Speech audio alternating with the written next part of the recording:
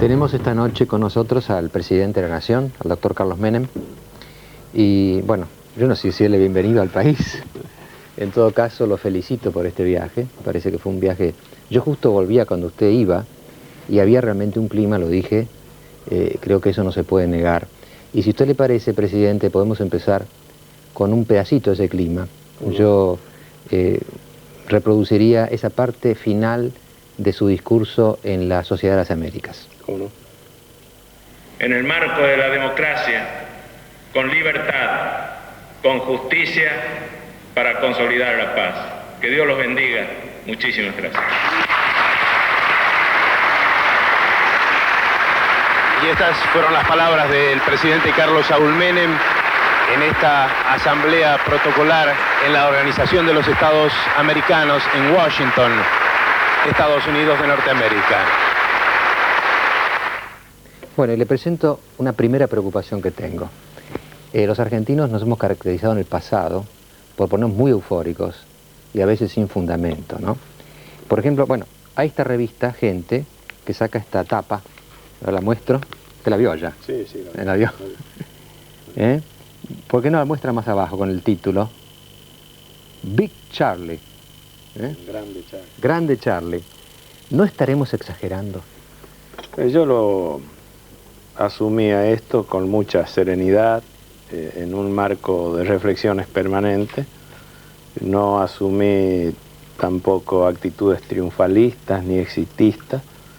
He dejado a un lado la euforia. Las cosas fueron bien. Están bien en Argentina, pero falta mucho por hacer. Tiene que andar mucho mejor todo esto. Las condiciones están dadas. Yo no creo que exista un país con tantos recursos naturales y tantos recursos humanos como los que tiene la República Argentina, prácticamente inexplotados. Argentina es un país virgen todavía. Por eso digo que falta mucho por hacer. Algo hemos hecho, pero esto ya será producto de los que me vayan a suceder en esta función. Yo aspiro a dejar un país en marcha, un país ordenado, un país en crecimiento, en desarrollo. Algo, reitero, hemos conseguido ya. No nos olvidemos lo que ocurría aquí en la Argentina hace 2 años. Era el caos, era prácticamente la guerra civil.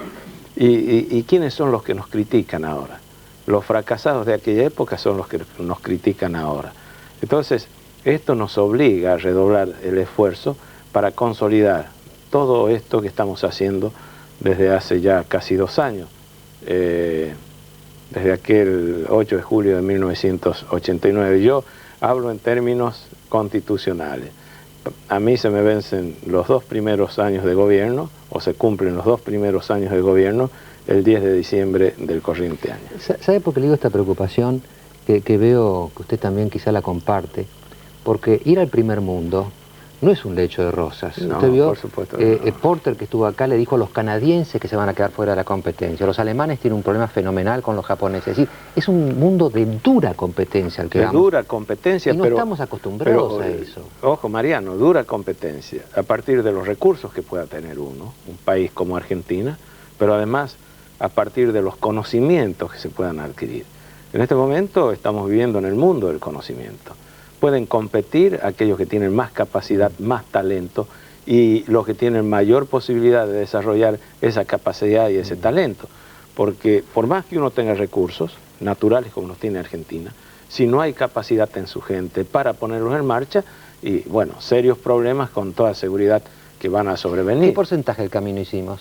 Y yo creo que hemos hecho un 20, 25%, no más. Falta todavía andar un 75%. Esto es lo que tenemos que marcar. Entonces, si nosotros podemos recorrer, yo me sentiría el hombre más feliz de la tierra como gobernante, si de aquí a 4 años, en que vence mi mandato, he recorrido el 50, 55% de lo que le falta realizar todavía a la República Argentina. ¿Quiere escuchar?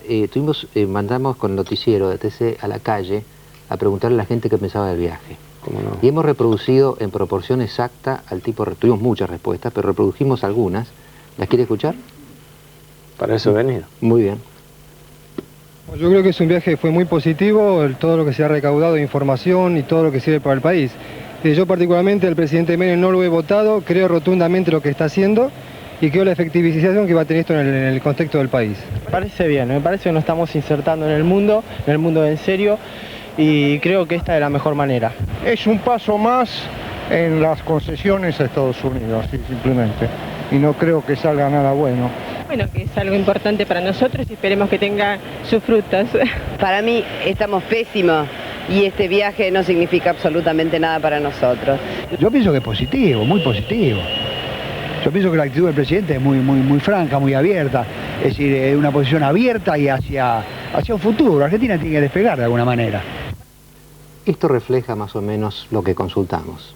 Bueno, me parece excelente. Además es bueno que el presidente pueda receptar, además de lo que escucha permanentemente cuando sale, cuando camina, escuchar otras voces a partir de estos medios que son tan importantes.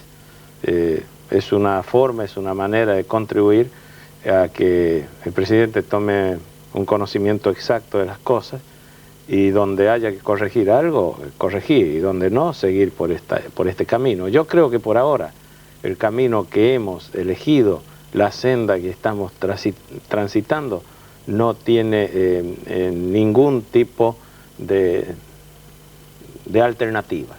Si alguien de los que dicen que esto está pésimo me dan una alternativa válida, en una de esas cambio de rumbo.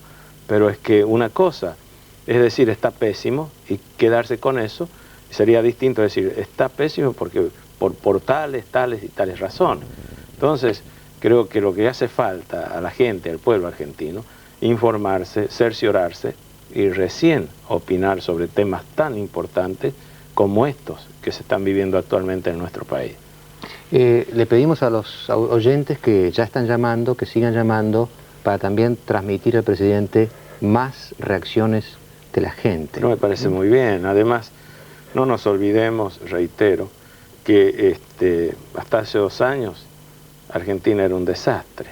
Ahora, aquellos que quieran volver a la hiperinflación, al asalto en las calles, al asalto a los supermercados, y bueno, tendríamos que volver a ese país ya superado y que no tiene cabida en este mundo actual.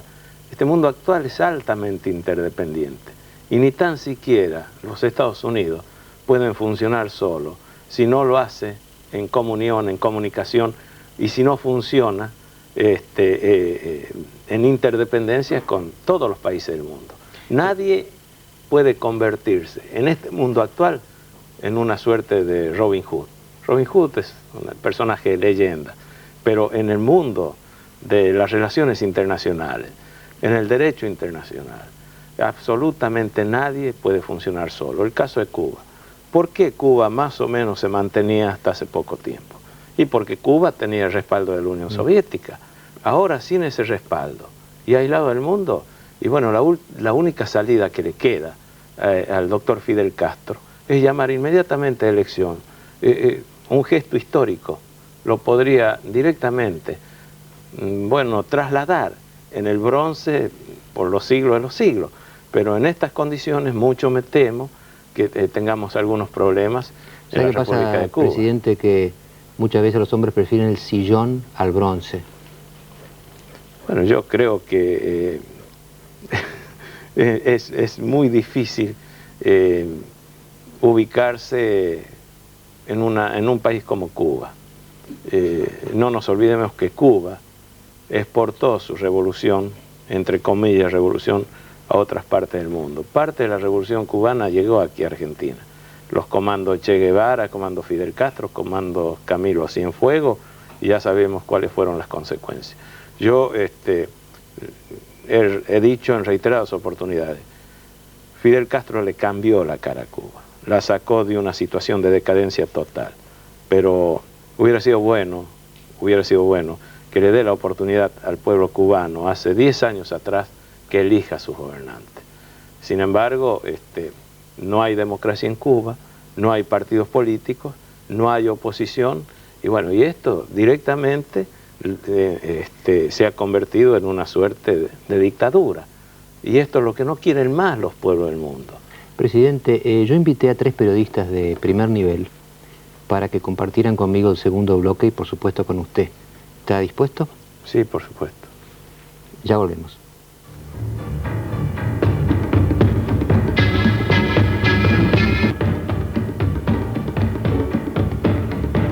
Bueno, los periodistas que me acompañan esta noche son Joaquín Morales Solá, creo que uno de los mejores ensayistas políticos argentinos. ¿Se acuerdan de Asalto a la Ilusión? Ahora está escribiendo cosas a veces cortas en noticias, en otras partes. Está grabando un libro, pero no me dice qué pasa con el libro, así que no puedo decir nada del libro que está preparando. Germán Sopeña, jefe de Economía de La Nación, y Oscar Cardoso, editor internacional de Clarín. Estos son los 3 periodistas que me acompañan, les agradezco mucho que hayan venido. Me acompaña el público, 802-6001 al 6006. Le paso, presidente, una del público. María Luisa de Floresta dice: señor presidente, ¿por qué dejó ir al ministro Porto si junto con el de Economía son los 2 ministros más efectivos de su gabinete? He dado estos últimos días la respuesta. No lo dejé ir, se fue. Quiere actuar en política el ministro Porto. Hace 2 meses, un poquito más, que me lo dijo, y combinamos esta salida. Para mí no fue algo espontáneo o algo sorpresivo. Estaba combinado ya, y lo dijo el ministro Porto también, ¿eh? Y quien viene en lugar del ministro Porto, el doctor Julio César Arauz, que jugará el martes, también estaba en conocimiento de esto hace ya casi un mes. Joaquín Morales Solá. Presidente, como no sé mucho qué tiempo tenemos, le quiero hacer 2 preguntas en una. La primera es esta: su manera de relacionarse con Estados Unidos, que es una manera inédita en la historia de las relaciones exteriores de Argentina, ¿es una política de alineamiento automático con las políticas de Washington? Esa es una.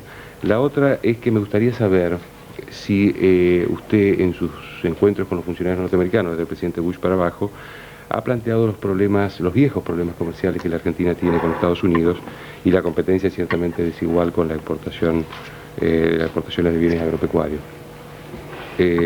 No me refiero, presidente, a la alusión en los discursos, sino a los encuentros formales, reservados y supongo que más trascendentales, ¿no? Bueno, en lo que hace a la primera pregunta, o a la primera parte de su pregunta, le quiero decir que Argentina se está alineando con el nuevo orden internacional, no con Estados Unidos. Este alineamiento es producto de lo que en este momento se vive a partir de la Organización de las Naciones Unidas y de la Organización de los Estados Americanos. Para nadie es un secreto que estas políticas de alineamiento ya han perdido vigencia a partir de la terminación de la Guerra Fría, la caída de todos los muros, el sacarse las vendas, diría yo, la pulverización de los ideologismos. Estamos en el mundo de las ideas, el desarrollo de esas ideas. Entonces Argentina no está alineada atrás de Estados Unidos. Hay una alianza con Estados Unidos, con otros países importantes del mundo, pero fundamentalmente en este nuevo orden internacional, Argentina está ocupando un sitio realmente significativo, interesante, cosa que no ocurría en otras épocas. La segunda parte de su pregunta, este tema que lo dije públicamente, cuando llegué a la Casa Blanca, retribuyendo las palabras del presidente Bush, después en el Congreso de Estados Unidos, hablé del tema de los subsidios, y seguimos conversando permanentemente, no de ahora, sino desde hace mucho tiempo, con las autoridades de Estados Unidos para ver si terminamos con esta verdadera iniquidad que significa, a partir de los subsidios, privilegiar a los productores ineficientes de Estados Unidos y de Europa, del mercado común europeo, y perjudicar a productores eficientes como son los del mundo mal denominado subdesarrollado. Argentina tiene productores eficientes y se ven perjudicados por estas políticas de subsidio que ojalá terminen pronto. Las cosas van mejorando. En la ronda Uruguay del GATT el planteo es constante, es permanente, pero claro, hay un país que es durísimo, que no hace ningún tipo de concesiones por ahora, pero que las va a tener que hacer, en la comunidad económica, que es Francia. Y por otro lado, los Estados Unidos, que sostienen que van a mantener esta actitud en tanto y en cuanto no cambie de rumbo la comunidad económica europea. Pero las cosas se van aflojando y creo que dentro de poco tiempo vamos a tener buenas noticias para la República Argentina y para los productores que se ven perjudicados por estas políticas de subsidio. Presidente, para concluir el tema, ¿sucedió algo con respecto a esta negociación durante el viaje? No, sobre esto nada más que conversaciones, pero yo estuve hace 1 año y medio, 2 años, era la tercera vez que visito Estados Unidos, pero evidentemente es otra la actitud y hay mucho más optimismo que en las anteriores oportunidades que he visitado los Estados Unidos sobre este tema. Ahora nos falta completar Europa, creo que en febrero quizás esté en la Comunidad Europea, en Bélgica, hablando de estos temas. Gracias. Camaso Peña. Para no traicionar mi condición de, por lo menos de analista económico, voy a tratar de preguntar al presidente un poco sobre los aspectos económicos del viaje, ¿no es cierto? Usted sin duda espera que haya una reacción norteamericana importante en el futuro próximo en materia de inversión en la Argentina. Creo que insistió mucho sobre eso. Pero curiosamente en todo el plan de privatizaciones que se ha realizado hasta ahora en Argentina, ha habido interés norteamericano, pero en general han sido más bien empresas de carácter europeo o nacionales asociadas con europeas las que han tenido un papel más preponderante. ¿Qué cree usted que falta o qué cree que todavía esperan los Estados Unidos para confirmar esa credibilidad en el futuro argentino? Mayores garantías. Y yo creo que ¿cuáles son las garantías que usted debe dar? A partir de este convenio de garantías de inversiones que hemos firmado en los Estados Unidos, que es único en Latinoamérica, Estados Unidos lo ha firmado tan solo con 13 o 14 países, no más. Y el número 15 es la República Argentina. Entonces, creo que a partir de este convenio de garantías de inversiones, la cosa va a ser más fluida respecto a la inversión de capitales de Estados Unidos en nuestro país. Pero no nos olvidemos, Opeña, querido amigo, que en el campo petrolero y en el campo del gas hay grandes inversiones de Estados Unidos. Y con este plan Argentina, que ha sido totalmente, o que ha superado en sus pautas al plan Houston, al plan primero en lo que hace esta cuestión petrolera, con esta reforma de yacimientos petrolíferos fiscales, entonces, si el convenio de garantías, van a venir muchas más inversiones de Estados Unidos aquí a la República Argentina. Por lo menos, eso es lo que yo he podido constatar y vislumbrar en esta visita de 6 días a Estados Unidos. Y quisiera preguntarle también, perdóname, ¿qué tipo de pregunta temía usted más cuando fue preparando esta gira? Usted vio mucha gente, muchos periodistas, por supuesto, también muchos empresarios. ¿Qué tipo de pregunta era la que usted, a la cual usted le tenía mayor temor, que equivale a decir sobre qué flancos su gestión de gobierno todavía no ha dado los resultados que usted espera? Es que lo que ocurre, Sopeña, es que no son 2 años todavía si tenemos en cuenta el término constitucional. Usted vio lo rápido que va el tiempo ahora, ¿no? Es muy rápido para denotar cuáles son, o para más o menos constatar cuáles son los flancos débiles de esta política. Hemos cometido errores, no hay ninguna duda, pero por ahora creo que lo que hicimos lo hicimos de buena fe y más o menos bien. Así que yo no fui con temores sobre lo que hemos hecho, ni tampoco temores sobre lo que vamos a hacer. ¿Sabe por qué? Porque está todo programado, inclusive mediante decretos, los tan temidos decretos, el tema de las privatizaciones. Esto ha sido programado por decreto y van a terminar en 1992. Y en el área de defensa también, mediante un proyecto de ley, todo el orden de prelación y de privatizaciones de las empresas que pertenecen al área del Ministerio de Defensa también van a ser privatizadas durante 1992. Así que temores sobre preguntas que puedan formular, al menos el presidente no llevó ninguna. Claro que hay otros aspectos que son altamente técnicos, y ahí ya entran a jugar los colaboradores del presidente, en las reuniones con el Fondo Monetario, con los técnicos del fondo, en las reuniones donde se profundizan estos temas. Pero en las reuniones generales no hemos tenido ningún tipo de problema y reitero, ningún inconveniente en lo que hace a responder a las preguntas que nos formularon durante esta visita, al menos que me formularon a mí, ¿no? Y estuve en foros realmente importantes con personalidades excepcionales en el campo de la empresa, del capital, de la industria, del periodismo, inclusive. Quizás, presidente Menem, yo le traduciría a lo objetivo lo que dijo Germán, lo subjetivo. Usted iba sin temores, pero ¿cuál fue la pregunta más dura que le hicieron en Estados Unidos? ¿Sabe cuál fue la pregunta más dura? De aunque le parezca mentira, en la Universidad de Columbia, que se levantó un muchacho, dijo, yo soy argentino, soy sanjuanino y además soy homosexual. ¿Qué pasa con los homosexuales en la Argentina y las lesbianas que son discriminadas?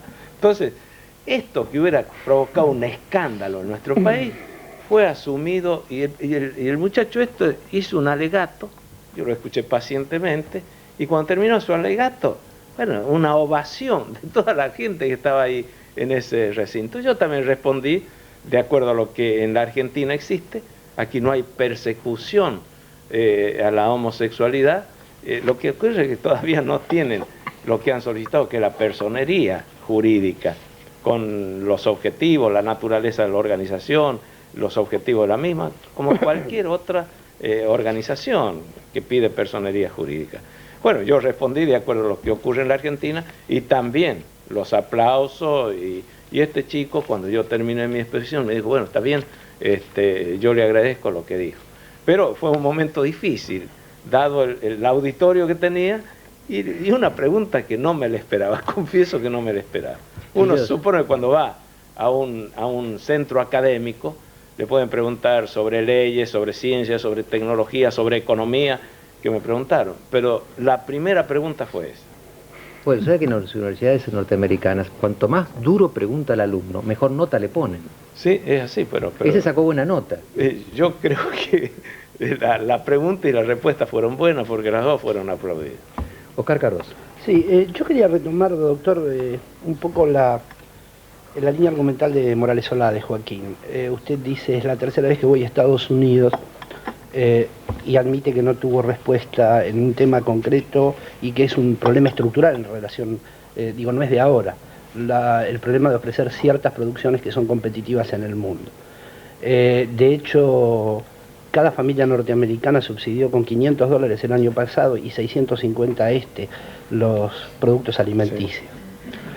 Sí. Tomo este dato, para insistir en lo de Joaquín, y tomo el dato, por ejemplo, del envío de naves a Kuwait, que supuestamente, hay declaraciones suyas y también hay de sus ministros, iban a abrir un panorama de negocios en Kuwait, donde no hemos podido hacer uno solo. Digo, ¿no hay un cierto desfasaje, doctor, entre la forma en que usted describe este alineamiento en el nuevo mundo y las cosas como se están dando en la realidad? No, esto de que no se pudo hacer ningún negocio en Kuwait no depende del gobierno argentino. El gobierno argentino dejó las condiciones más que suficientes, bien claras para que el sector privado vaya a hacer los negocios. Lo único que falta es que el Estado Nacional vuelva a lo de antes. Además, le quiero decir, Cardoso, que hay una empresa que consiguió vía licitación el apagado de los pozos de petróleo y ya en este momento se están instalando en Kuwait y están trabajando. Y por otro lado, se está negociando la posibilidad de que gente de las Fuerzas Armadas Argentinas con una empresa privada entren a trabajar en el desactivado de las minas que han dejado sembradas los iraquíes en toda la zona de beligerancia. Pero lo demás también, yo creo que ha llegado el tiempo de que los argentinos con nuestra valijita salgamos a vender en el mundo, como hacen todos los países. Lo que pasa es que aquí todos los argentinos hemos vivido prendidos al andador que era el Estado, como los chicos. Y cuando usted no le saca el andador a los chicos, pueden llegar a los 5 años y siguen caminando con andador. Entonces ahora se le sacó el andador. En este momento lo que hizo el Estado es destrabar totalmente la economía, desburocratizar en gran parte la economía. Esto significa haber hecho el 20-25%. Bueno, el otro 25% que lo ponga el sector privado. Presidente, ¿Debo inferir que el sector privado no lo está poniendo? Y bueno, por la pregunta suya tengo que inferir esto, porque esto no es cuestión del tiene Estado. más información que yo. No, vamos Cardoso. Aquí nadie está mejor informado que los periodistas cuando los periodistas se mueven en un nivel como el que se mueven ustedes. Estoy hablando de los periodistas en serio. Yo creo que lo que dice Cardoso quizá apunta una preocupación. Nosotros con el cambio de sistema que tenemos, el protagonismo pasa a las empresas privadas. Sí, señor. ¿Están preparadas después de tanta protección? ¿Son competitivos los argentinos? Bueno, pero es que no, pero ¿cuál es el momento donde uno puede decir sí están preparadas? Entonces, vamos a mantener los privilegios hasta que podamos decir son competitivas, están preparadas. Por eso, es como un chico, ahora tiene que caminar solo.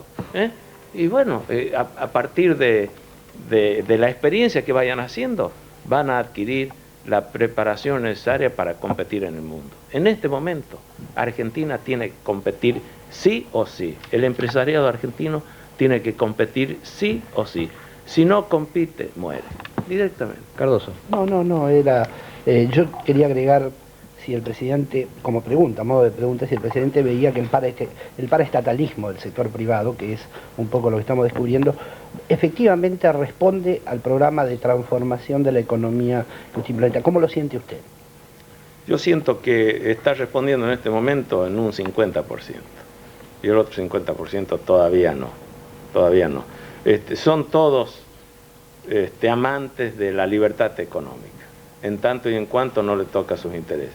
Apenas le toca sus intereses, entonces, o sus privilegios, ni tan siquiera intereses. Sus privilegios, entonces, ponen la voz en el cielo, levantan su voz. Señor presidente, y si podemos ver o leer un poco en su mente, ¿qué viene después? O sea, usted lanzó un plan muy activo de privatizaciones, apura a sus ministros, quiere, por lo que se lee, por lo que sabemos, te pide resultados rápidos, más rápido, y luego lanza la desregulación, que libera muchas actividades que estaban altamente reguladas. ¿Qué viene después? ¿Qué hay en su mente? Una Argentina grande. No, pero en medidas, o no medidas, sino en actitudes. Desarrollo. Ya Estoy lo pensando demás, el Estado, el papel del Estado. El Estado gendarme no va más, querido Germán. Esto ya no existe, al menos en el mundo que se está desarrollando, en libertad. Aquí el Estado debe ser el que controla y cuida las libertades para que no sean coartadas ni mutiladas. Ese es el papel del Estado. Pero el papel del Estado que coartaba libertades, que embretaba tanto a la gente como a los capitalistas, a los empresarios, que cerraba las fronteras bajo el lema patria sí, colonia no, esto ya no embroma a nadie. Este es el grotesco idioma de algunos nostálgicos que lamentablemente todavía se mueven en la República Argentina.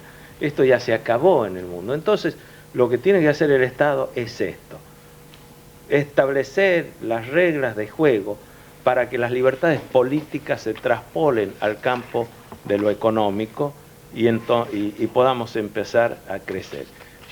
Yo no sé, ustedes andan en la calle mucho más que yo, pero si creo que en este momento en la calle hay buena onda. Si me permite la gente por lo menos no vive con las angustias que vivía antes, de que recibe unos australes y a cambiarlo por dólares. Sabe que si recibe un sueldo de 1.000, al mes va a tener una devaluación de ese sueldo de un punto o de menos de un punto. Entonces se queda con la plata, hace transacciones, negocia, lo pone a intereses, sabiendo que lo que va a cobrar es algo real y no ficticio, que era lo que ocurría en la época de la patria, y no lo que ocurre actualmente en la época de la colonia para algunos, donde evidentemente estaba mucho mejor que cuando imperaba la patria.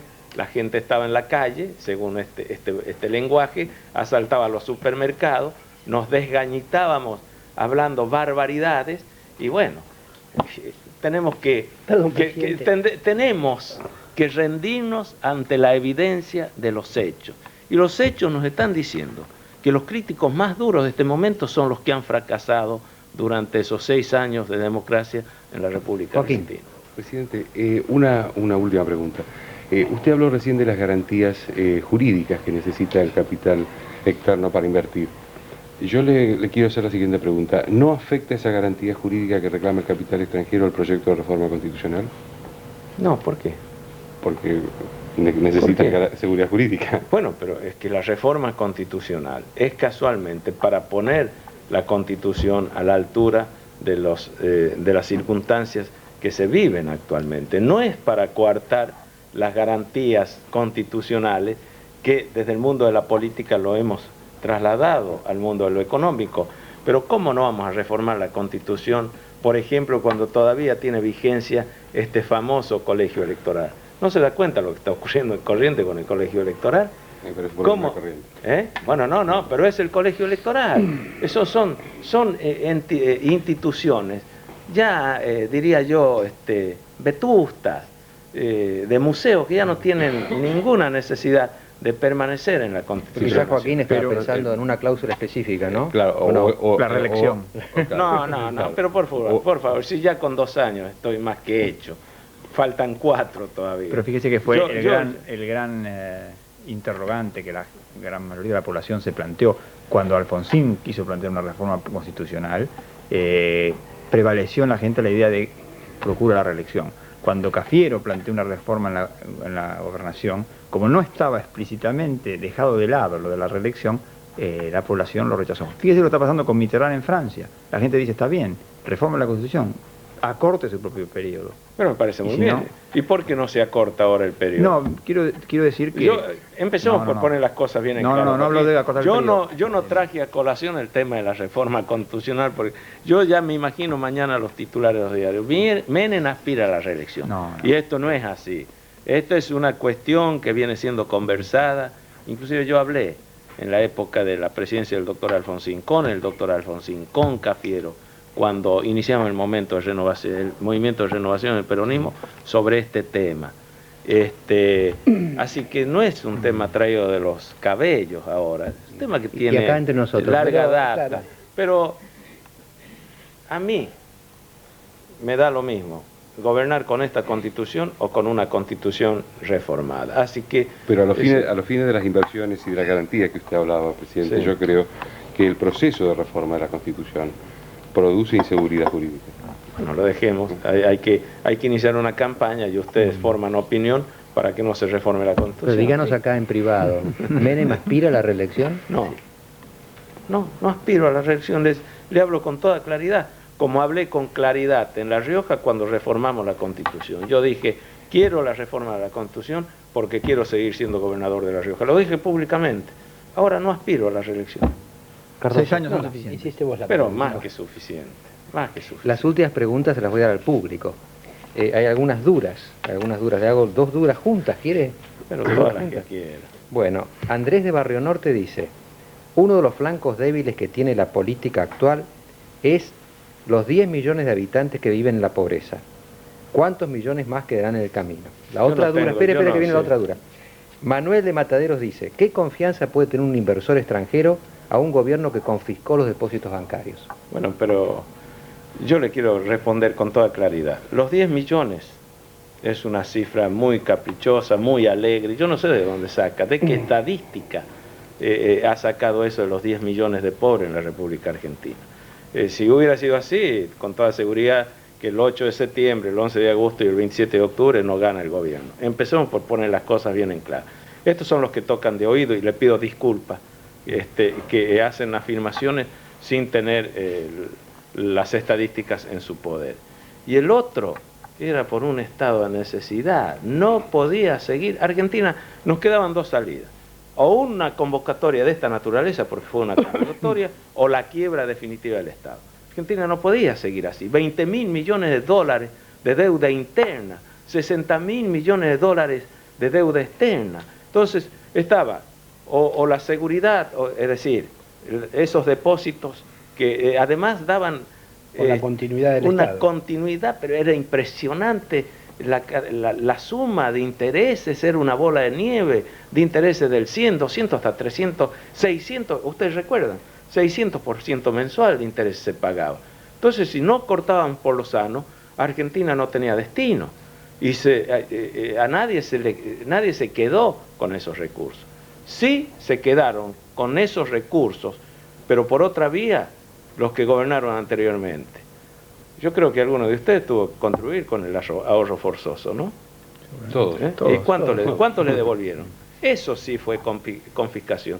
En cambio ahora se les va a devolver cuando corresponda, con plata, con dinero, Presidente, con dinero fuerte, con moneda fuerte. Al tema de la inseguridad jurídica que plantea. Lo tengo el ahorro, por cierto. ¿Cuánto puso? Acá lo tengo. ¿Cuánto? Lo guardo para siempre para ver si alguna vez me devuelven algo. Son australes 16.824. DGI, régimen de ahorro obligatorio. Sí. Y eso estoy es esperando cheque número 8.228. Que eran muchos más entonces, ¿no? Claro, bueno, no son ahora 16.000. ¿Cuánto está esperando? Estoy esperando a ver qué año me lo devolverán y a saber ¿Qué le parece? Sacaré. Para eso me lo guardo siempre acá. Espero no perder nunca esta billetera. ¿Cuántos australes? 16.824 australes del año. Si quiere se lo devuelvo ahora. Eso es un robo, liso y llanamente. Eso no hicimos nosotros. Volviendo a la inseguridad jurídica que planteaba Morales Solá, esta cosa entre Alfonsín y usted, que acá se vio esta noche un poco, ¿no perjudica la seguridad jurídica? Pero yo no tengo nada. ¿Pero qué dije de Alfonsín? Yo estoy hablando del gobierno. Bueno, pero siempre la anterior. Y él dice que usted va mal. Y entonces la gente dice, bueno, pero no se quieren, ¿no? Perdón, ¿No sería mejor que otro tipo de relación? Pero ¿cómo quieren que yo haga referencia a este gobierno si por lo menos no tengo en cuenta lo que yo he recibido? Cuando usted recibe, y usted, aquí hay abogados, ¿no? Creo que algunos somos abogados. Cuando uno recibe una herencia y sabe que va a recibir una herencia media trucha, si se me permite la expresión, pide un beneficio de inventario. Ni tiempo de eso tuvimos. Entonces, yo tengo que decir, he recibido un país con una inflación del 300% mensual y en menos de 2 años estamos con 1 punto de inflación mensual.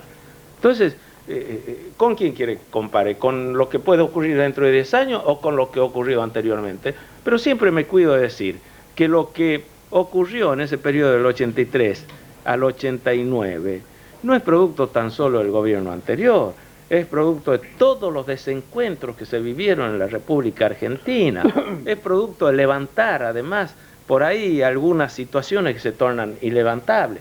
A mí no me vengan a hablar de democracia en el gobierno de 1963, paladín de la libertad, paladín de la democracia. Yo no pude votar. Y el que salió elegido tenía el 23% de los votos. No, por eso, los dos presidentes legítimos que tuvimos fueron Alfonsín y usted. Bueno, sí. En nuestras vidas. Por lo menos yo pude votar. Yo no voy a poner en tela de juicio, por Dios, al gobierno del doctor Frondizi, mucho menos. Saben que el doctor Frondizi fue un estadista, que hizo bien las cosas hasta que vino el golpe, pero yo voté por el doctor Frondizi obligado. Yo no tenía candidato, yo era un proscripto en 1958 en la República Argentina. Presidente, en cambio, cuando llegó el doctor Alfonsín y llegué yo, han podido votar todos los argentinos. Presidente, las últimas preguntas se las doy al público también, no son tan duras, pero muestran no son tan duras, son inquietudes, diría yo, en puntos de la geografía, uno nuestro y otro extraño, pero no tan extraño. Becela de Villaluro dice, doctor Menem, ¿podría usted hacer algo por Croacia? Y Horacio de Once dice, doctor Menem, ¿qué opina de las elecciones en Santiago del Estero? Bueno, en el primer caso, yo le quiero decir que no tan solo Argentina, sino todo el mundo sigue atentamente los acontecimientos de esa desgraciada situación que se vive en Yugoslavia. Yo he hablado con mucha gente, con muchos croatas, inclusive muchos sacerdotes croatas, que están pidiéndole al gobierno argentino una definición, pero no es fácil definirse en este caso. Nos piden que reconozcamos a Croacia como Estado independiente, pero aquí hay una política internacional que hay que manejarla con sumo cuidado. Lituania lo hizo rápido. Mirar, bueno, con Lituania se... Bueno, pero cuando nosotros entramos en el reconocimiento de Lituania, Letonia y Estonia, ya lo había reconocido Yeltsin, Rusia. Entonces nosotros creo que fuimos los terceros o cuartos en el mundo. Después vino Estados Unidos con el reconocimiento. Pero este es un caso realmente que reitero, hay que manejarlo con mucho cuidado. ¿Y Santiago? Y Santiago del Estero está en poder, ahí está el poder judicial. Esta es una cuestión de la justicia electoral. Pero lo que a mí me extraña, hoy un periodista me hizo una pregunta y yo le dije que tan solo una persona que no está en su sano juicio puede haber opinado de esa forma. Que el candidato a gobernador del radicalismo incitaba a la gente a tomar por la fuerza la Casa de Gobierno. Yo creo que esto... Pero el senador Juárez, justicialista, dice que votaron algunos muertos, etcétera. No, una cosa es que voten algunos muertos, que esta es vieja práctica en la República Argentina y no sé si será cierto. El año 30... Eso explica, pero no justifica. No justifica. Pero lo que no puedo admitir yo, que un hombre de la democracia diga que se vaya a tomar por la fuerza la Casa de Gobierno. De acuerdo a la pregunta que me hicieron, un periodista del diario El Liberal de Santiago del Estero, si qué opinaba de lo que había manifestado el candidato radical, de que había que tomar las armas, creo, ir a tomar por la fuerza la Casa de Gobierno. Me parece que evidentemente no estuvo en su mejor momento cuando dio esta arenga a los santiagueños. Bueno, presidente, le agradecemos. No sé si les queda... ¿A ustedes les queda algo? ¿Alguna duda? Pues, no. Le deben Total, Gerardo puede prolongar una hora más. Él va con su programa a las 2:30. Ni usted puede con Gerardo.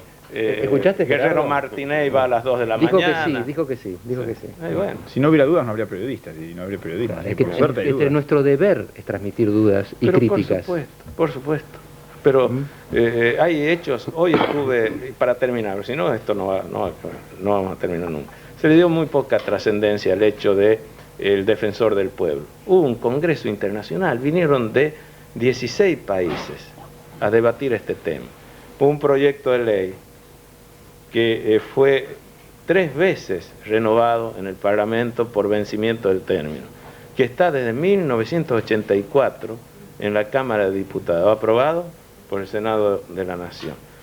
Pero no ha tenido trascendencia. Yo no lo he visto con grandes titulares. Sí, la importación de las achuras, de las mollejas y qué sé yo. Y hoy me río porque hoy estaba viendo un programa de televisión y a una chica le ponen el micrófono y le preguntan qué opinaba sobre las mollejas. Me dice, bueno, son más baratas, no tienen tanto colesterol, tanta grasa que produce colesterol. Y le pusieron el micrófono a una señora en un supermercado. ¿Y usted qué opina de las mollejas importadas? No sé, porque yo no como pescado.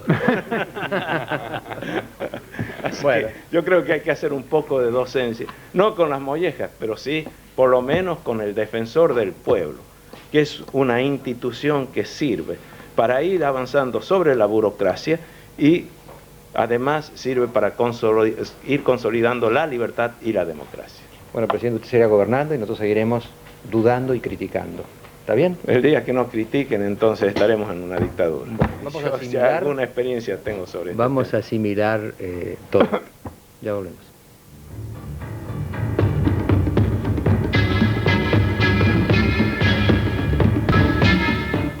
Hay una parte de esta larga conversación que tuvimos con 3 periodistas de primer nivel realmente, presidente, que me gustó, aunque me pareció todavía insuficiente. Hay un momento que le preguntamos al presidente Menem qué porcentaje de todo lo que tiene que hacer la Argentina para realmente ser el país que todos queremos que sea, cree que se ha realizado. Y dijo el 20%. Es decir, hay una primera comprensión de que falta mucho. Yo hubiera dicho un 10, perdónenme, pero falta mucho. Esta idea de que no creamos que lo demás va a venir por añadidura. Hubo otro momento en que se paró un poco el programa en el tema de los empresarios privados, que ellos son ahora los responsables de que todos vivamos bien. ¿Están preparados? ¿Son competitivos? El presidente dijo un 50% sí, un 50% no. ¿Estamos preparados para la competencia en primera división? Esta casi angustiante pregunta, yo me la formulo y hoy, antes de venir al programa, releí unas terribles palabras que pronunció Ortega y Gasset sobre los argentinos en el año 28, cuando estábamos en el techo del mundo en el 28. Fue el año quizá mejor de la Argentina en toda su historia. Usted sabe que los argentinos hemos inventado una palabra, muchas, ¿no? Tenemos muchos neologismos. Pero hay uno que Ortega le llamó la atención, Ortega y Gasset, guarango. La palabra guarango es un invento argentino. Entonces se pregunta, ¿por qué inventaron esta palabra los argentinos en el año 28? Y quiero que lean, que escuchen estas 5 líneas en que Ortega se refiere a una especie de breve meditación del guarango. Alejandra, por favor. Si se quiere penetrar en los secretos de un país, conviene fijarse en las palabras de su idioma, que no se pueden traducir, sobre todo cuando significan modos de ser. La palabra argentina que me refiero, indócil a toda versión, es guarango. Es el guarango la forma desmesurada y más gruesa de esa propensión a vivir absorto en la idea de sí mismo que padece el hombre argentino. Podrían resumirse las anteriores observaciones en esta definición concentrada. Guarango es todo el que anticipa su triunfo. Miren qué definición. El que anticipa su triunfo. No anticipemos nuestro triunfo. No seamos guarangos. Es decir, recién entramos al torneo de primera división. Y jugar en primera división, cuando estábamos en tercer mundo, decíamos, estamos en tercera, podíamos ser un país de tercera. El desafío era ser lo que estábamos siendo. Ahora decimos, vamos a primera. Pero en primera están Japón, Corea, Alemania. Los alemanes están desesperados con la competencia japonesa. Porter, que estuvo acá, le acaba de decir a Canadá que a menos que cambie todo, Canadá no es competitivo. Bush tiene grandes problemas en Estados Unidos porque hay recesión. Este es el mundo al cual entramos. Entonces, por favor, esta vez no anticipemos nuestro triunfo.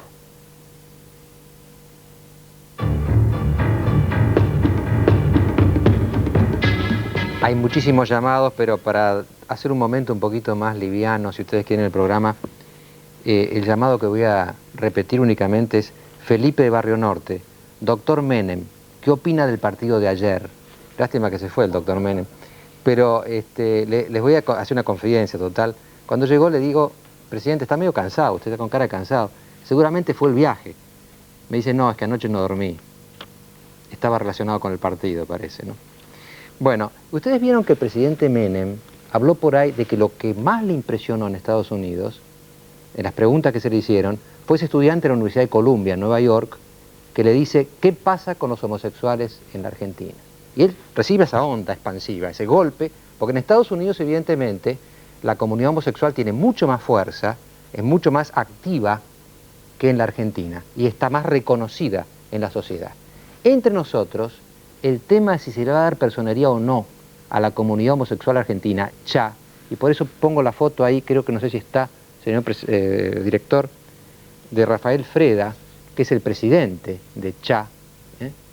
Bueno, el tema es si se le va a dar personería a la comunidad homosexual argentina. Y hay como una frontera que la Corte Suprema, que es la que tiene el caso, por más que el Menem diga, yo estoy de acuerdo, es la Corte la que tiene que resolver. Es un tema judicial. Y el tema de frontera que hay ahí es este. Nadie le niega aparentemente a la comunidad homosexual argentina el derecho de defender sus intereses gremialmente.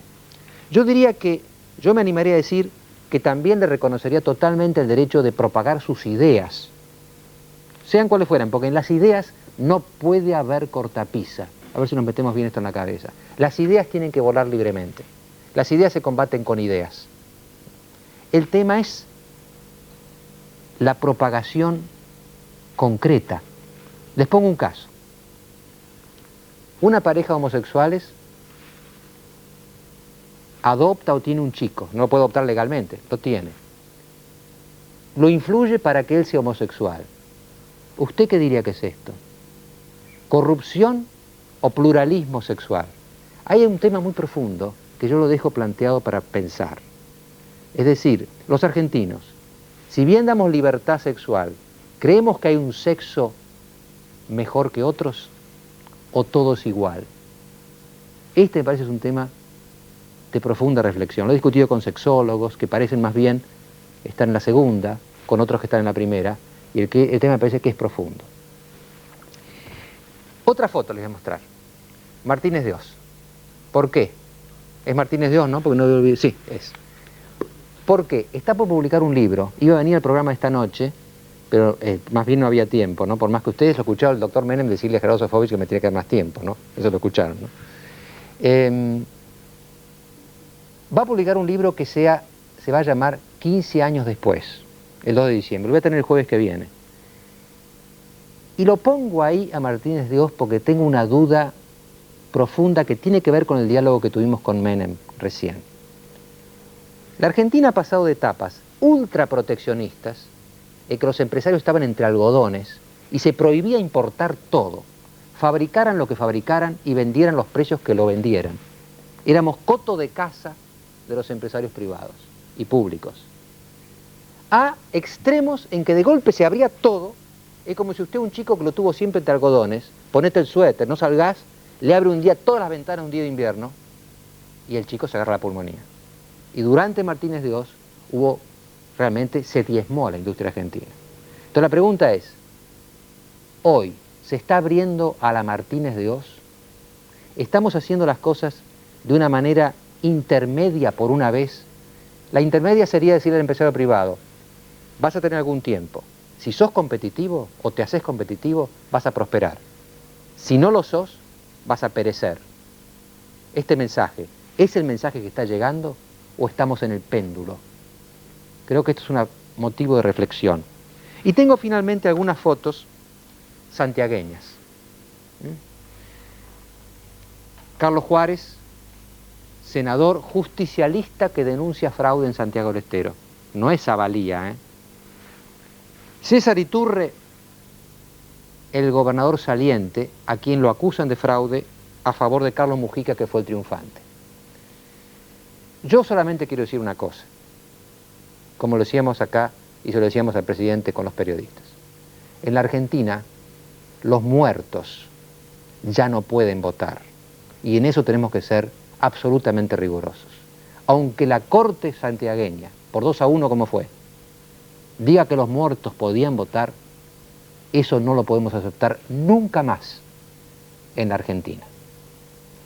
Finalmente, este breve comentario, antes de ir a un tema terrible, vamos a ir ahora a la muerte de Bulgeroni, en General Paz y Mosconi, a otras muertes y al gravísimo tema de la violencia y la corrupción policial en la Argentina.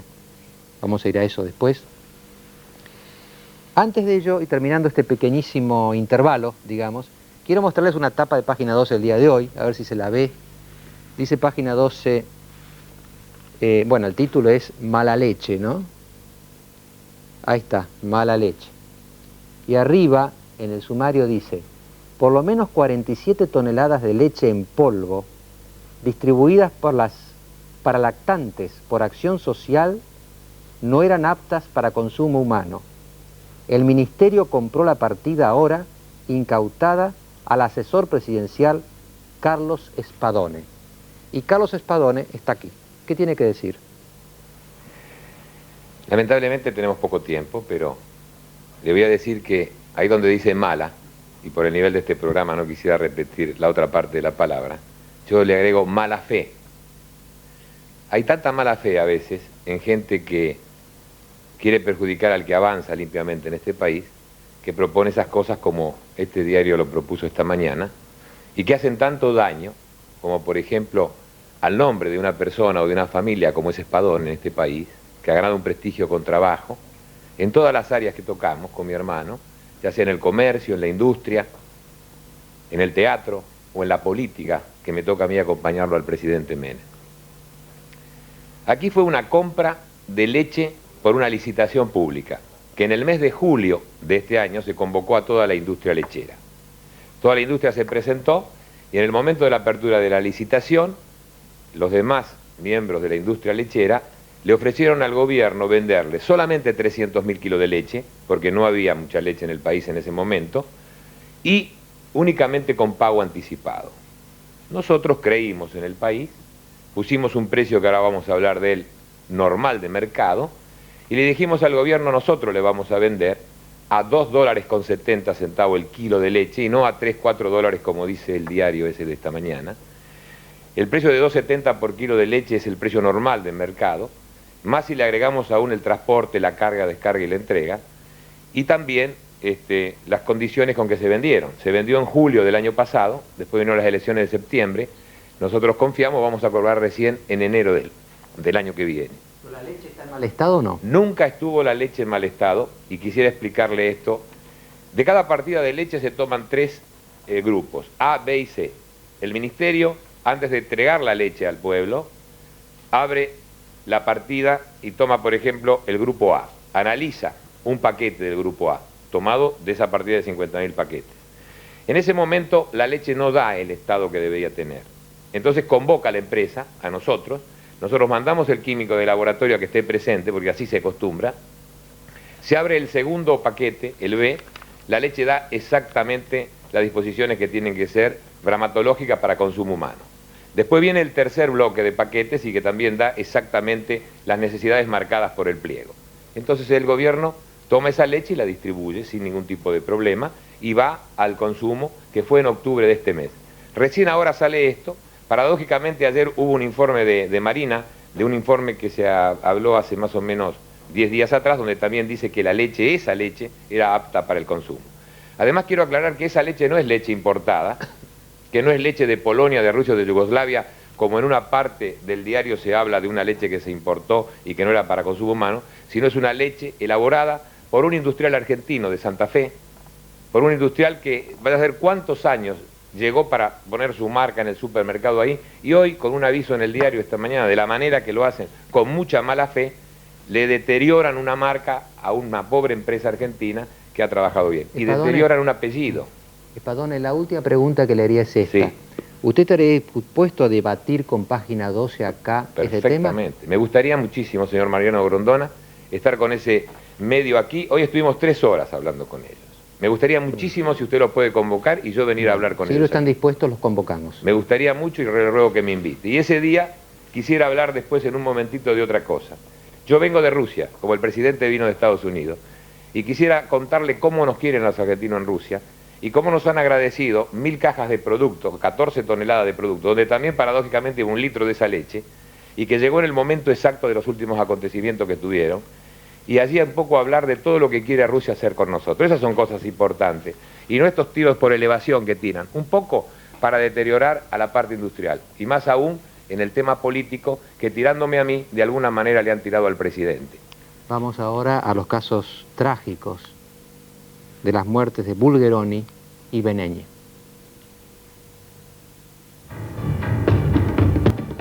Tengo un llamado telefónico en el aire, espero que salga bien, de Graciela de Santiago del Estero. Graciela, buenas noches. Buenas ¿Qué noches, ¿Qué me quiere decir? Buenas noches. Sí, quiero transmitirles mi profunda admiración por su objetividad. Por eso es la necesidad que he sentido de manifestar mis pensamientos, y en respuesta a lo que dijo el presidente, que la arenga que dio el candidato radical al pueblo santiagueño fue más bien el sentir el fervor de todo un pueblo que no cree en la justicia, porque aquí el Poder Judicial no es independiente, ni el poder ni la justicia federal. Graciela, usted, ¿cómo evalúa usted la elección que hubo en Santiago del Estero? Bueno, la elección en sí fue la participación que tuvo el pueblo por querer elegir a sus candidatos. Es decir, vi mucho entusiasmo, quiso votar desde los más jóvenes hasta los más adultos. Es decir, en su mayoría tenían deseos enormes de participar y se sienten defraudados ante esto que realmente a nivel nacional recién está llegando, y bueno, nosotros tratamos de esperar que la justicia sea más bien objetiva, independiente realmente del poder político. Gracias, Graciela. De nada, gracias. Se sienten defraudados y tienen sus sospechas sobre la independencia del Poder Judicial. Pero vamos a un tema muy triste, pero que yo no lo quiero dejar pasar, porque creo que nos tiene que mover a una reflexión muy profunda sobre cosas que están pasando en Argentina. Hace unos días, 8 días, Rubén Bulgeroni manejaba un auto junto con su hijo Gabriel, andaban por la General Paz y Mosconi, fueron detenidos por personal policial. Rubén se bajó del automóvil y cuando se alejaba del automóvil fue asesinado por una bala en la nuca por el sargento Juan Cáceres, que ahora está detenido. Pero nadie lo cuenta mejor que Gabriel en ese tape que tenemos aquí. Entonces fueron a la garita del destacamento que se encuentra ahí, y yo me quedé en el coche. Bueno, ahí hablaron y de pronto yo me di vuelta y vi que estaban hablando hasta que veo que viene mi papá, lo más normal, se sube al coche. ¿Estaba alterado? ¿Habían discutido? No, no sé si habían discutido, yo no lo vi, él no estaba alterado, él viene y se sube. Cuando le pregunto qué pasó, él no me contesta y arranca y vamos, cuando vamos avanzando unos metros escucho el disparo y les pegaron un tiro en la nuca. Tengo acá a mi derecha a Ana Bulgeroni de Rojas, que es hija de Rubén, está embarazada. Sí, de 6 meses. Él tiene tenía una nieta de 1 año y 5 meses y faltan 3 meses para que nazca mi otro hijo. Yo le agradezco a usted la oportunidad que nos da de estar acá y quiero ante todo hacer 3 pedidos. Primero y principal, como hija, yo quiero justicia para la muerte de mi padre. En segundo lugar, yo quiero que esto no sea en vano, que la muerte de mi padre no sea en vano, que la institución policial tome conciencia de que entre sus filas hay gente que desprestigia la institución y que los separe, que de una vez por todas separe a todos los entes como el señor Cáceres, que en vez de defendernos tira a matar. Y en tercer lugar, quería pedir a todos los testigos que estuvieron en el momento del hecho y presenciaron todos los acontecimientos, se presenten en el juzgado número 2 en lo penal de Morón, en la calle Bartolomé Mitre del 900.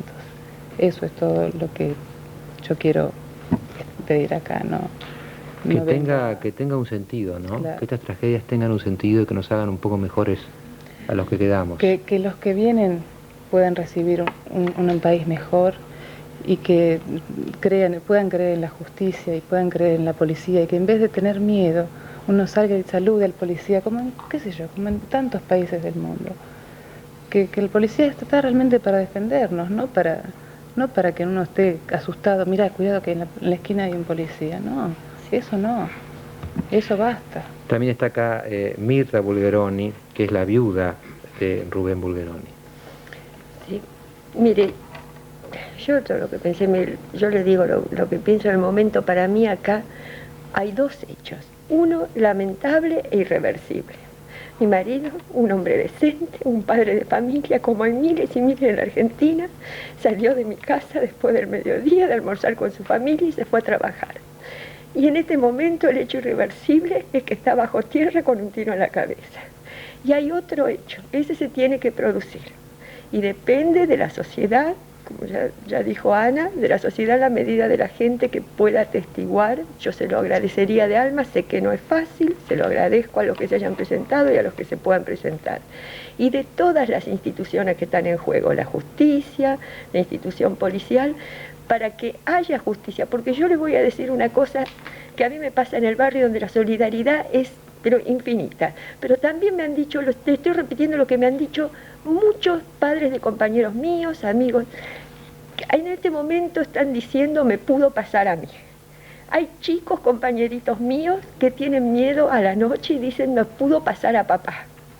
Porque mi marido era un hombre común, corriente, de trabajo, de familia. Entonces yo quiero que el verbo que estoy usando a través de las instituciones sea verdadero, o sea que la gente pueda decir me pudo pasar a mí, porque si no hay justicia, lo que va a pasar es que se va a decir me puede pasar a mí, y entonces yo quiero ver cómo vamos a vivir en una sociedad como esa. Y a la institución policial, para mí en este momento yo no la juzgo porque todavía no sé cómo va a actuar. No tengo noción, mire, yo ni escucho las noticias, pero considero que tienen la gran oportunidad tanto la institución a través de sus autoridades, como la cantidad de policías decentes que yo creo que existe, porque si no creyera no se podría vivir, porque hay muchísimos policías que a lo mejor por un sueldo casi irrisorio salen a dar la vida para defender la vida y los bienes de gente que ni siquiera conocen, y ellos tendrían que ser los primeros interesados, tendrían que estar más interesados que yo. Me he dicho que la policía que diga que no presione, yo les pediría que hagan lo que deben hacer por el honor de la institución, presionar al revés. Ellos tendrían que estar más interesados que yo en pedirle por favor a los testigos para aclarar hasta lo último, no solo un crimen que vio todo el mundo, sino lo que lo motivó, es decir, ellos tienen la gran oportunidad de que si no se le puede aumentar el sueldo a un policía, por lo menos se le devuelva al policía decente el orgullo de llevar el uniforme. Nada. La diferencia entre me pudo pasar o me puede pasar. Le preguntamos a la gente qué opinaba sobre si este crimen quedaría impune y la respuesta fue bastante inquietante. Javier. Sí, le preguntamos a la gente si creía que los autores de la muerte de Rubén Bulgeroni y de Fabián Benigni iban a ser castigados o iban a quedar impunes. Dijo que iban a ser castigados el 23,8%, que quedarían impunes 39,1%, que esperaba que fueran castigados 16,3% y no tenía opinión formada al respecto el 20,7%. Nosotros, el doctor que hasta ahora tiene, el juez que tiene la causa hasta ahora, el doctor José Valentín Martínez Sobrino, juez de instrucción de Morón. De instrucción y sentencia. De instrucción y sentencia de Morón. Y fíjese, doctor, esto qué inquietante, tanta gente que dice, esto va a quedar impune. Sí, lo estoy viendo. Yo lo que puedo decir es que las expectativas de la gente, de la sociedad, en cuanto a que hechos calificados como delitos se juzguen debidamente, creo que hace a que nosotros mejoremos, así que toda la sociedad mejore. Pero para que toda la sociedad mejore, tenemos que todos ser responsables de ese mejoramiento. En este caso concreto, yo creo que si la expectativa de la sociedad en que la justicia cumpla con su función que tiene que cumplir de garantizar y proteger los derechos de los integrantes de la sociedad, la justicia, repito, cumpla con su cometido, tiene que colaborar con la justicia. En la medida en que los integrantes de una sociedad no lo hagan, es más difícil para cualquier juez o para cualquier funcionario del Estado. Doctor, ¿no le están llegando los testigos que debían llegar?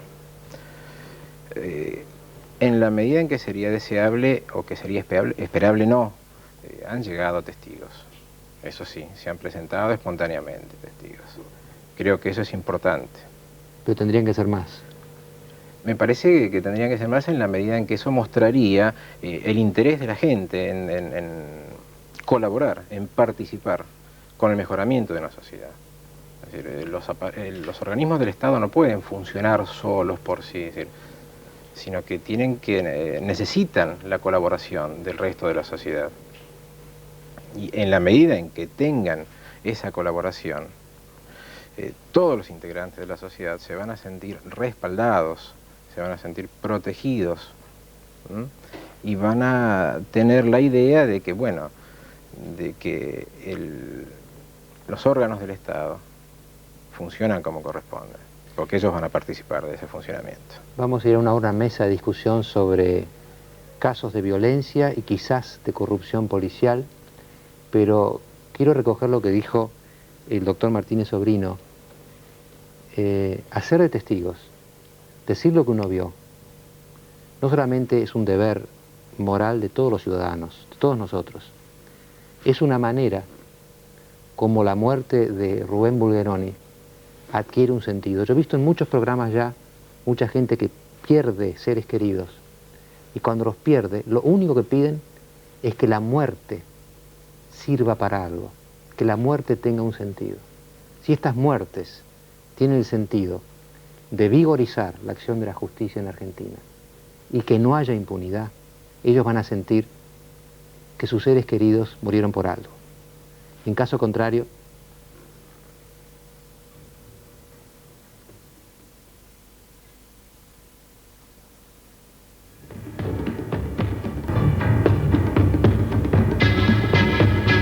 ustedes saben que Hora Clave estuvo allí en La Matanza, en General Paz y Mosconi, preguntando a los vecinos.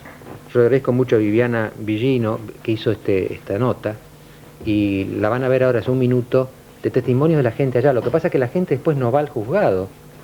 Me decían recién la señora Bulgeroni y la hija que el doctor Salvi ha asumido la representación de ellos y que garantiza a los testigos para que vayan a declarar.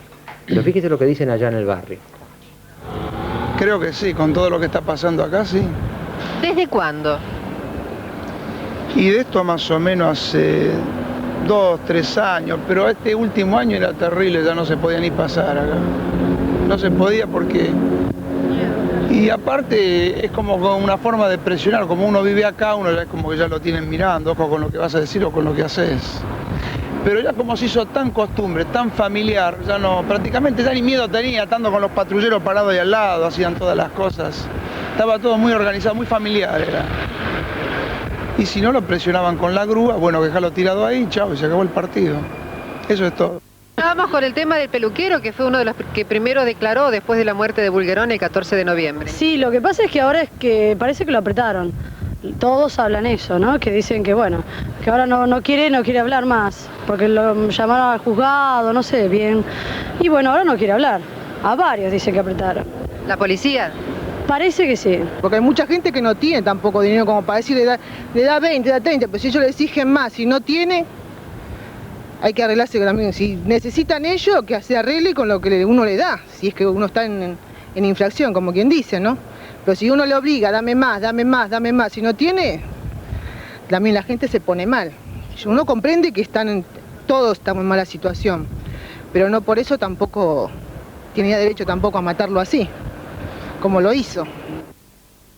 Esa escena final de Bulgeroni con el tiro en la nuca, no la quise pasar en el bloque anterior por razones obvias, pero esa es la situación. Lo tengo acá al doctor Bernardo Weiderman, que varias veces nos ha acompañado para dar su opinión como penalista. Bien, como no, la voy a dar vertiginosamente porque sí, tenemos poco tiempo. Creo que sí, tenemos tiempo exiguo. Yo creo que no tenemos prueba, no conocemos los hechos, nada más que a través de las primeras declaraciones y su trascendencia en los medios. Pero de estar a la hipótesis de que Bulgeroni fue muerto o porque no tenía los documentos o porque no tenía cómo satisfacer un requerimiento económico o lo que fuere, de ser ciertas hipótesis, se trata de un homicidio previsto con perpetua, pena perpetua. Agravado. Sí, es un homicidio agravado, perpetua, porque o es un homicidio alevoso o, amén de la alevosía, puede ser un homicidio también causado porque no se pudo conseguir el objeto, es decir, un homicidio llamado criminis causa. Es decir, el objeto era en sí ilegal.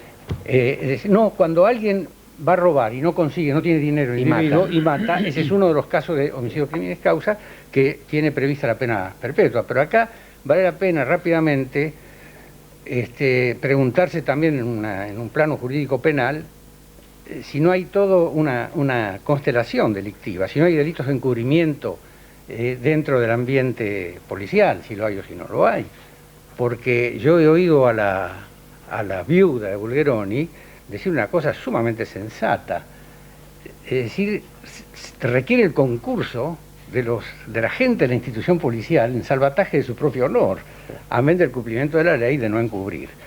Rápidamente yo quisiera preguntarme, en un plano sociopolítico, escapándome un poco de las fronteras del derecho penal, ¿por qué pasa esto?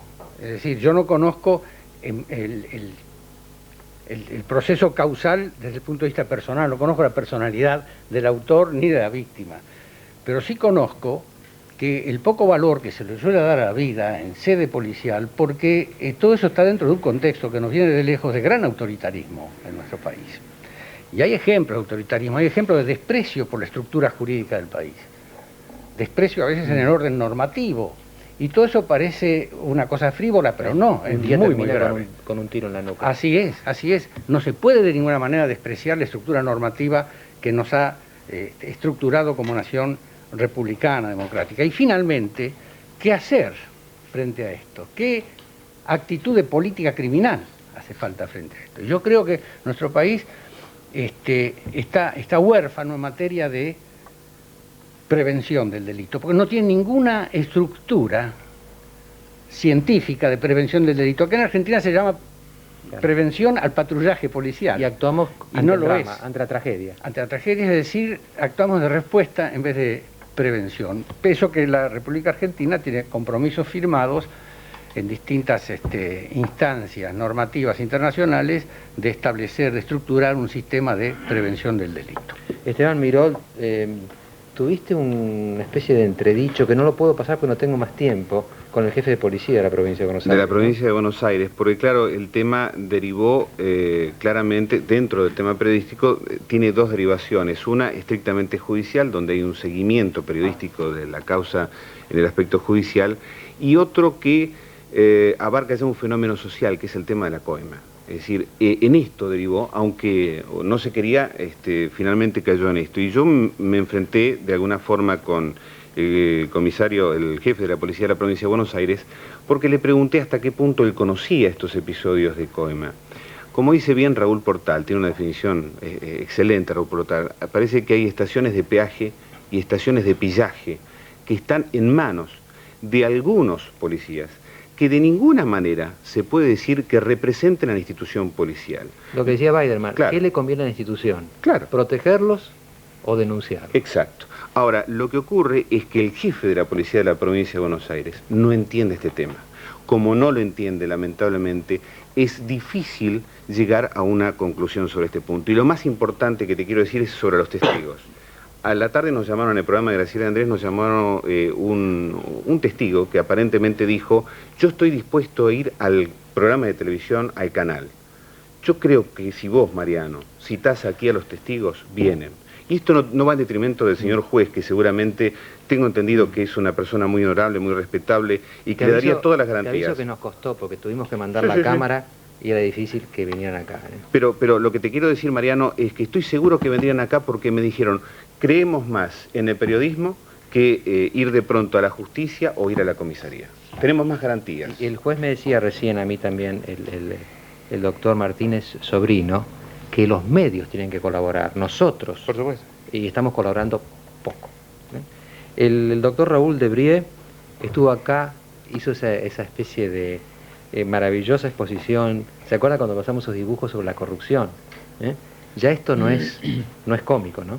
No, por supuesto la corrupción no es un tema gracioso.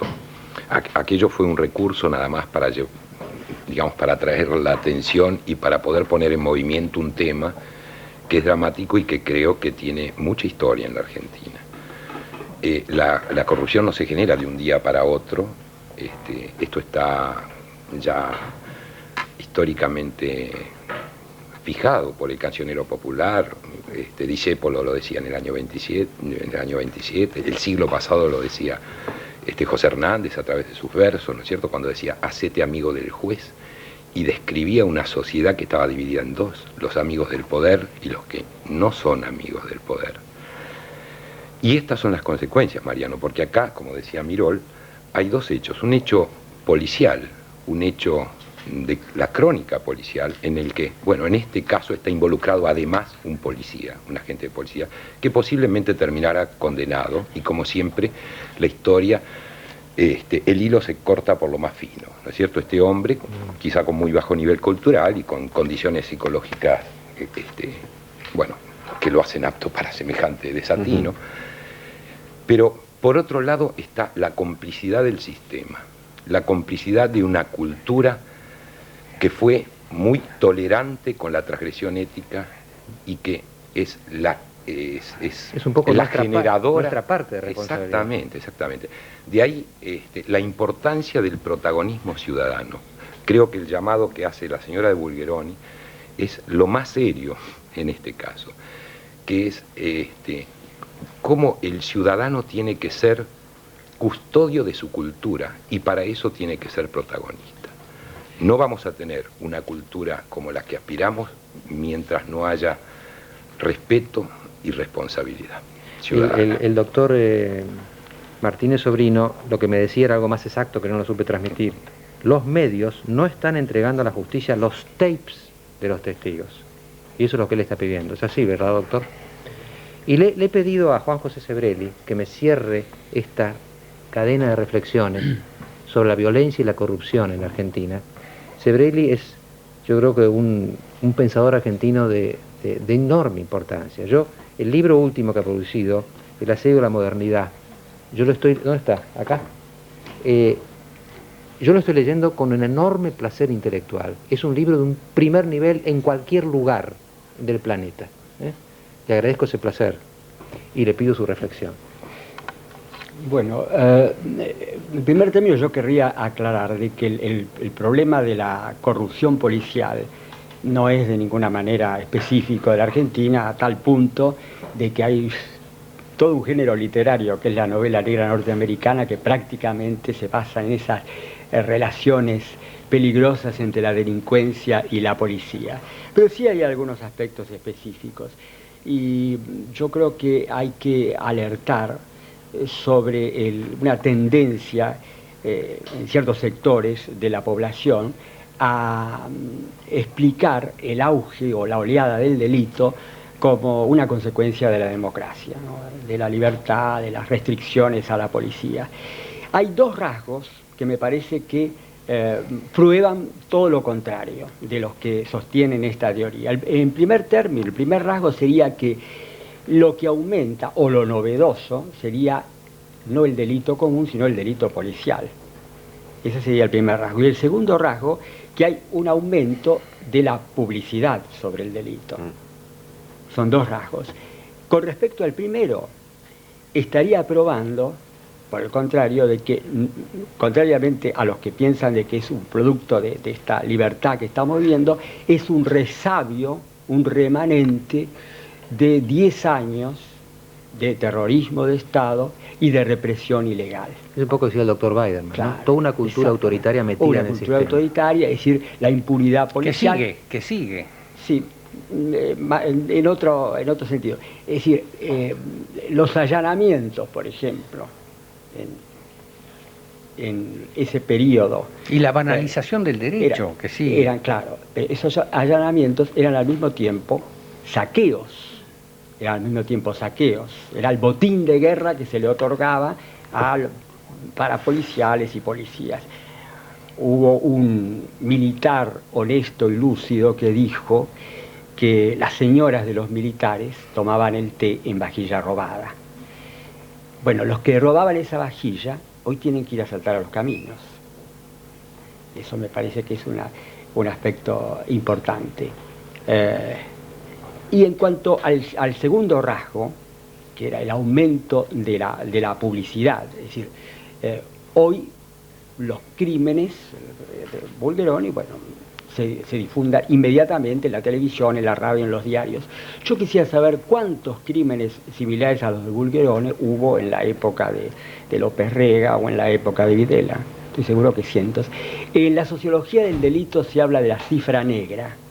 La cifra negra no solamente son los delitos que nunca han sido descubiertos, sino los delitos que nunca han sido denunciados, que son, parece que, una cantidad fabulosa. Ahora, esa cifra negra, en una sociedad o en un régimen autoritario o totalitario, esa cifra negra es inmensa, inmensamente mayor que las estadísticas que podamos tener sobre el delito. Entonces, ¿en base a qué podemos decir que la ola de delitos crece en un sistema democrático? Simplemente que ahora se sabe, que ahora se difunde. Se blanquea. Y en el sistema, se blanquea. Y en el sistema autoritario o totalitario se ignora.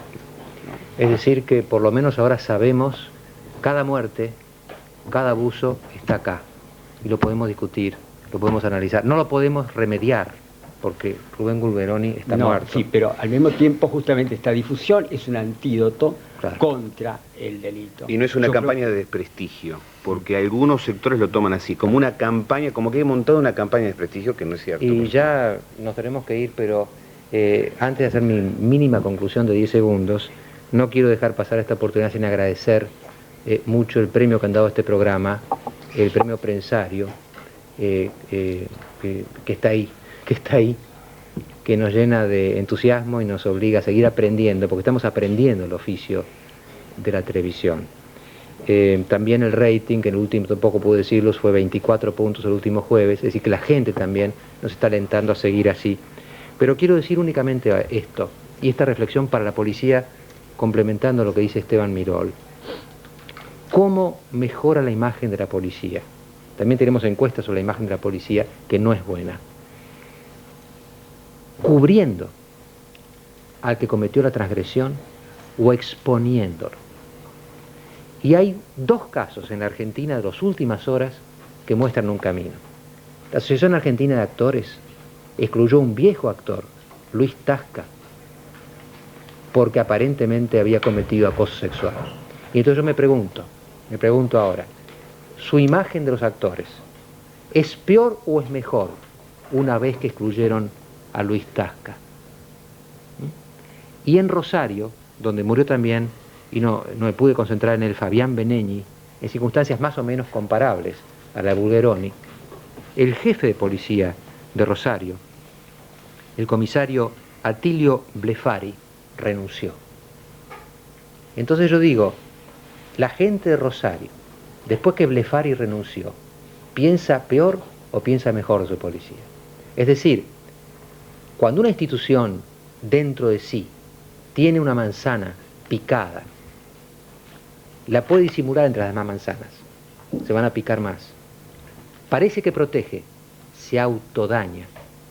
Cuando esa institución reacciona como los actores, con un caso de acoso sexual, o reacciona como este jefe de policía, que dijo, yo no fui, pero fue gente a mis órdenes, y yo fracasé, por lo tanto renuncio. ¿Cuál de las conductas mejora la institución? Y necesitamos una policía con otra imagen y con otro comportamiento. Hasta el jueves.